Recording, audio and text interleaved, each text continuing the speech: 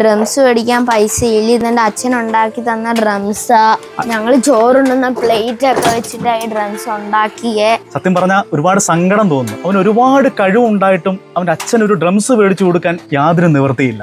അങ്ങ് വാനക്കോണില് മിന്നി നിന്നൊരമ്പിളി, അമ്പിളിക്കലയ്ക്കുള്ളില് ചോരക്കൺമുയൽ.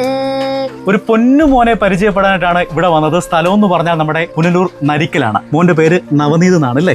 മോൻ 5ാം ക്ലാസ്സിൽ പഠിക്കുന്നു. മോന്റെ ഒരു ഡ്രംസ് ആണ് ഇത് കേട്ടോ. സമൂഹ മാധ്യമങ്ങളിലൊക്കെ മോൻ വൈറലാണ്. സത്യം പറഞ്ഞാൽ ഒരുപാട് സങ്കടം തോന്നുന്നു. അവൻ ഒരുപാട് കഴിവുണ്ടായിട്ടും അവന്റെ അച്ഛൻ ഒരു ഡ്രംസ് മേടിച്ചു കൊടുക്കാൻ യാതൊരു നിവൃത്തിയില്ല. പഴയ കളിപ്പാട്ടം കൊണ്ടാണ് അച്ഛൻ ഡ്രംസ് ഉണ്ടാക്കി തന്നത്. ഇതിന് അച്ഛൻ പെയിന്റിങ്ങിന് പോകുന്നുണ്ട്.